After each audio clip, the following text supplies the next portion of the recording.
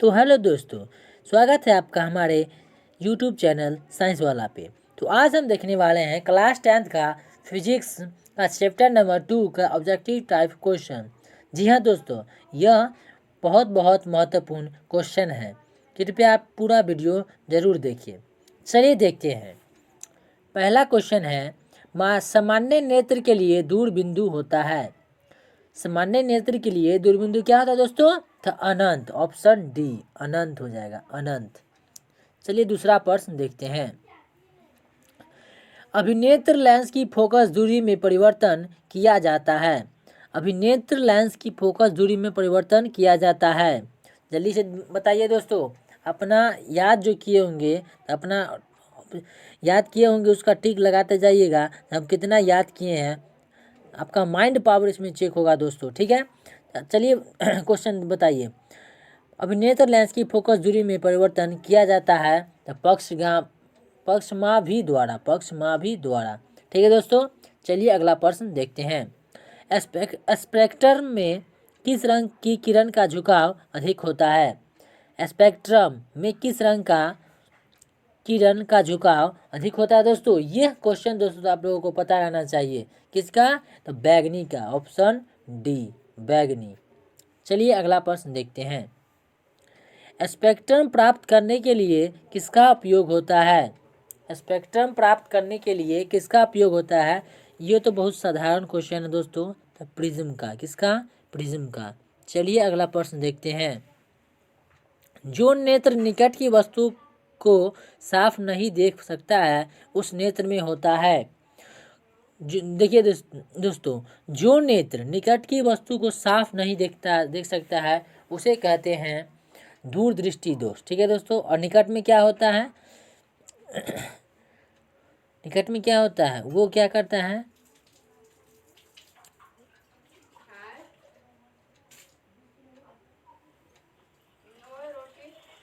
दूर की वस्तु को साफ नहीं देख पाता। ठीक है दोस्तों, चल इसका ऑप्शन हो जाएगा जो नेत्र निकट की वस्तु को साफ नहीं देख सकता है उस नेत्र में होता है। ऑप्शन ए दूरदृष्टि दोष। कौन सा दोष? दूरदृष्टि दोष। ठीक है दोस्तों, चलिए अगला प्रश्न देखते हैं। मानव नेत्र में ऑप्शन ए किस प्रकार का लेंस नहीं होता है? अवतल लेंस होता है, उत्तल लेंस होता है, डी उत्तल दर्पण होता है। तो मानव नेत्र में आप लोग जानते होंगे उत्तल लेंस होता है। ठीक है दोस्तों, उत्तल लेंस। चलिए आगे बढ़ते हैं। अगला प्रश्न है, मानव नेत्र वस्तु का प्रतिबिंब निम्न में से किस भाग पर बनता है? क्वेश्चन है, मानव का जो नेत्र है उसमें प्रतिबिंब किस भाग पर बनता है? ये भी क्वेश्चन आप लोगों को मालूम होना चाहिए दोस्तों। इसका होगा रेटिना। क्या होगा दोस्तों? रेटिना। चलिए आगे बढ़ते हैं। सामान्य नेत्र के रेटिना पर बनने वाला प्रतिबिंब होता है। सामान्य नेत्र के रेटिना पर बनने वाला प्रतिबिंब कैसा होता है दोस्तों? तो ऑप्शन बी वास्तविक और सीधा। कैसा होता है? वास्तविक और सीधा। चलिए अगला प्रश्न देखते हैं। टिंडल प्रभाव प्रकाश की कौन सी परिघटना पर प्रदर्शित करता है? प्रकाश का परावर्तन तो नहीं होगा, अपवर्तन भी नहीं होगा, प्रकाश का विक्षेपण भी नहीं होगा। ऑप्शन डी होगा प्रकाश का प्रकीर्णन। कोई भी पूछे टिंडल प्रभाव प्रकाश की कौन सी परिघटना पर प्रदर्शित करता है? तो प्रकाश की प्रकीर्णन पर। ठीक है दोस्तों, चलिए अगला प्रश्न देखते हैं। दूर दृष्टि दोष वाली आंख साफ साफ देख सकती है। क्वेश्चन यहाँ पर थोड़ा एरर हो गया है। 10 का ये होगा दूर की वस्तुओं को। ठीक है दोस्तों, दूर की वस्तुओं को। चलिए अगला प्रश्न देखते हैं। निकट दृष्टि दोष वाला व्यक्ति देख सकता है सभी चीज़ों को ठीक से, किसी चीज़ को ठीक से, दूर की चीज़ों को अच्छी तरह से, निकट की वस्तु को अच्छी तरह से। ऑप्शन डी निकट की वस्तु को अच्छी तरह से। चलिए दोस्तों अगला प्रश्न देखते हैं। निम्नांकित चित्र क्या सूचित करता है?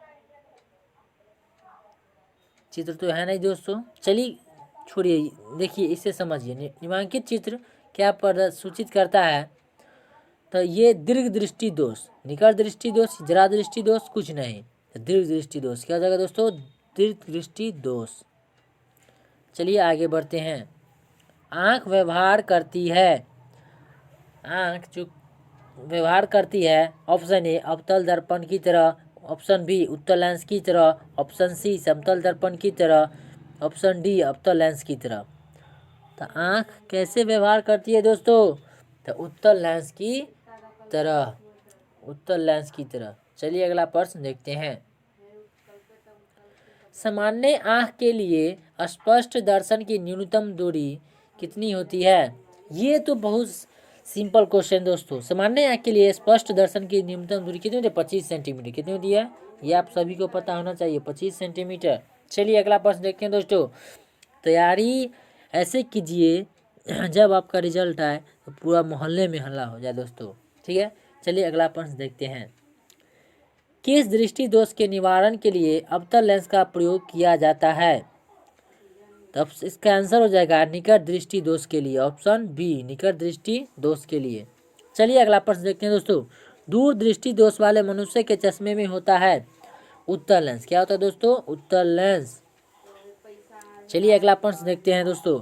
निकट दृष्टि दोष में किस लेंस का प्रयोग होता है दोस्तों, ये भी क्वेश्चन मालूम रहना चाहिए। ऑप्शन बी उत्तल लेंस का, निकट में उत्तल, ठीक है दोस्तों, दूर में उत्तल, ठीक है दोस्तों। चलिए अगला प्रश्न देखते हैं। जरा दूर दृष्टि दोष को दूर करने के काम में लाया गया लेंस होता है बाइफोकल लेंस, बाइफोकल लेंस दोस्तों, ठीक है। चलिए अगला प्रश्न देखते हैं। श्वेत प्रकाश में कितने वर्ण होते हैं। ये बहुत ही सिंपल क्वेश्चन है और वीवीआई क्वेश्चन है। श्वेत प्रकाश में कितने वर्ण होते हैं, तो आपको पता होना चाहिए 7 होते हैं। कितने होते हैं, 7। चलिए अगला प्रश्न देखते हैं दोस्तों। श्वेत प्रकाश की किरण जब किसी प्रिज्म से होकर गुजरती है तब जो वर्ण सबसे अधिक विचलित होता है वो हो जाएगा बैगनी, ऑप्शन सी बैगनी। चलिए अगला प्रश्न देखते हैं।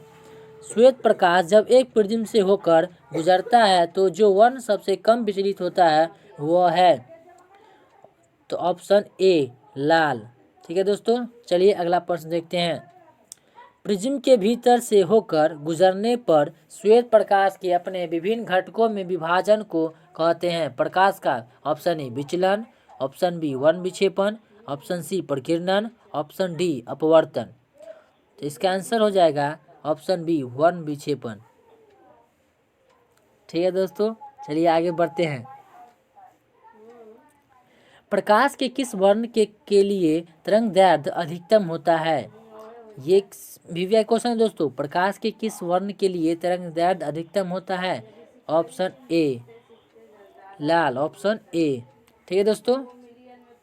चलिए अगला प्रश्न देखते हैं। प्रिज्म से निकलने के बाद श्वेत किरणें क्यों 7 रंगों में विभक्त हो जाती है। दोस्तों प्रिज्म से निकलती है तो 7 किरणों में विभक्त हो जाती है, लेकिन क्यों हो जाती है सो आप बताइए। सूर्य का श्वेत प्रकाश 7 रंगों का मिश्रण है, इसीलिए ऑप्शन सी, ठीक है दोस्तों। चलिए अगला प्रश्न देखते हैं। कांच के प्रिज्म से गुजरने वाली विभिन्न वर्ण की किरणों का विचलन भिन्न भिन्न होता है। विभिन्न रंगों का प्रकाश कांच में विभिन्न चाल से चलता है, इसीलिए ऑप्शन सी। थैंक यू दोस्तों। अगर आपको यह वीडियो पसंद आया हो तो अपने दोस्तों को शेयर ज़रूर करें और अधिक से अधिक शेयर करें, लाइक करें, सब्सक्राइब करें। Thank you.